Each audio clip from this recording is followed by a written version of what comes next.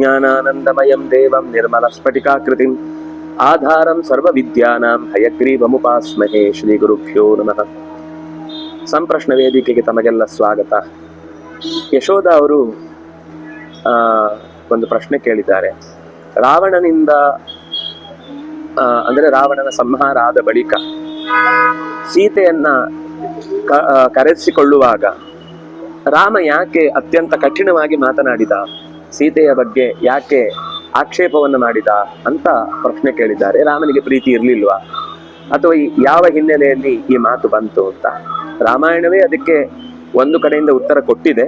ಆದರೂ ಕೆಲವು ಅಂಶಗಳು ಅಲ್ಲಿ ಅಸ್ಪಷ್ಟವಾಗಿರುವುದು ಅನ್ನೋದು ಕೂಡ ನಮಗೆ ಗೊತ್ತಾಗತ್ತೆ. ಹೌದು, ರಾಮ ಮಾತಾಡಿದ್ದು ಹೌದು, ಆದರೆ ಮಾತಾಡಿದ ಉದ್ದೇಶ ಅದನ್ನ ಮುಖ್ಯವಾಗಿ ರಾಮ ರಾಜನಾಗಿ ತನ್ನ ಜವಾಬ್ದಾರಿಯನ್ನು ನಿರ್ವಹಿಸಿ ಆ ಮಾತನ್ನ ಹೇಳಿದ ಅಂತ ಸೀತೆಯೇ ಆ ಮಾತಿನ ನ್ಯಾಯವನ್ನ ಅರ್ಥ ಮಾಡಿಕೊಂಡು ಹೇಳಿದ ಮಾತು ರಾಮಾಯಣದಲ್ಲೇ ಬರುತ್ತೆ. ರಾಜನಾಗಿ ಅವನ ಕರ್ತವ್ಯವನ್ನು ನಿರ್ವಹಿಸುವ ದೃಷ್ಟಿಯಿಂದ ಅವಳಿಗೂ ನಾಳೆ ಆಕ್ಷೇಪ ಬರುತ್ತೆ. ರಾಮನನ್ನು ಈ ಆಕ್ಷೇಪದಲ್ಲಿ ಮುಳುಗಿಸ್ತಾರೆ. ಕ್ಷತ್ರಿಯನಾದವನು ಕಪ್ಪು ಚುಕ್ಕೆ ವ್ಯವಸ್ಥೆ ಇಲ್ಲದೆ ಒಂದು ಅಧಿಕಾರದಲ್ಲಿ ನೆಲೆಗೊಂಡು ಏನೇ ಸಂದೇಹ ಜನಗಳಿಗೆ ಬಂದರೂ ಕೂಡ ಅದನ್ನು ಪರಿಹರಿಸಿಕೊಳ್ಳಬೇಕಾದದ್ದು ಅಧಿಕಾರ ವರ್ಗದಲ್ಲಿದ್ದವರ ಸಹಜ ಧರ್ಮ ಅನ್ನುವ ಕಾರಣಕ್ಕೋಸ್ಕರ ಈ ಪರುಷವಾದ ಮಾತುಗಳನ್ನ ಆಡ್ಬೇಕಾಯ್ತು.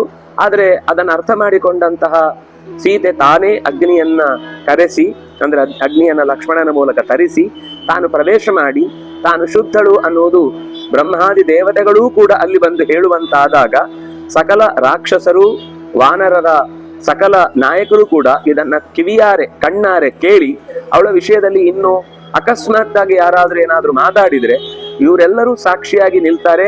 ಅದರಿಂದ ಸೀತೆಯ ಬಗ್ಗೆ ಅಪವಾದ ಬರುವುದು ತಪ್ಪತ್ತೆ. ಮತ್ತು ರಾಕ್ಷಸರು ಕೂಡ ಇಂತಹ ವಿಷಯಗಳನ್ನ ಸರಿಯಾಗಿ ತಿಳ್ಕೊಂಡಿದ್ರೆ ಅವರೇ ಇದನ್ನ ಒಪ್ಪಿಕೊಂಡಿದ್ದಾರೆ ಎಂದಲ್ಲಿ ಜನಸಾಮಾನ್ಯರ ಮಾತು ಬರುವುದಿಲ್ಲ ಅನ್ನುವ ಕಾರಣಕ್ಕೋಸ್ಕರ ಆ ಅಗ್ನಿ ಪರೀಕ್ಷೆಯ ಕಾರ್ಯವೂ ನಡೆಯಿತು. ಮುಂದೆ ಆಕ್ಷೇಪ ಬಂತಲ್ವಾ ಅಂದ್ರೆ ಅದು 11,000 ವರ್ಷವಾದ ಬಳಿಕದ ಜನರೇಷನ್ ಬಂದು ಮಾತಾಡಿದ್ದಾದ್ರಿಂದ ಅದರ ಪರಿಣಾಮವನ್ನು ಬೇರೆ ರೀತಿಯಿಂದ ನಿರ್ವಹಿಸಬೇಕಾಗತ್ತೆ. ಅದು ರಾಮಾಯಣದಲ್ಲಿ ಮುಂದೆ ಬರುತ್ತೆ. ಹಾಗಾಗಿ ಪರುಷವಾಗಿ ಮಾತನಾಡಿದ್ದು ಪ್ರೀತಿ ಇಲ್ಲದೆ ಅಲ್ಲ, ವ್ಯವಸ್ಥೆಯನ್ನ ಅರ್ಥ ಮಾಡಿಸುವುದಕ್ಕೋಸ್ಕರ ಮತ್ತು ಉಳಿದವರಿಗೂ ಆಕೆಯ ಬಗ್ಗೆ ಇರುವ ಸಂದೇಹ ನಾಳೆ ಅದು ದೃಢವಾಗಿ ನಿಂತು ಒಳಗೊಳಗೆ ರಾಜನನ್ನಾಗಲಿ ಸೀತೆಯನ್ನಾಗಲಿ ಬೈಕೊಳ್ಳುವ ಪ್ರಸಂಗ ಬರಬಾರದು ಅಂತ ರಾಮ ಕಠಿಣವಾಗಿ ವರ್ತಿಸಿದ. ಈ ವಿಷಯದಲ್ಲಿ ಸೀತೆಯೂ ಕೂಡ ರಾಮನ ವರ್ತನೆಯನ್ನ ಅಲ್ಲಗಲಿಲಿಲ್ಲ ಮತ್ತು ಅದನ್ನ ನಿರಾಕರಣೆ ಮಾಡಲಿಲ್ಲ. ಅದರಿಂದಾಗಿ ಅವಳ ಮಾತಿನ ಹಿನ್ನೆಲೆಯಲ್ಲಿ ರಾಮನ ದೂರದೃಷ್ಟಿ ಏನು ಅಂತ ನಮಗೆ ರಾಮಾಯಣವೇ ತಿಳಿಸಿಕೊಡುತ್ತೆ ಅಂತ ಇಷ್ಟು ಅರ್ಥ ಮಾಡಿಕೊಳ್ಬಹುದು. ನಮಸ್ಕಾರ.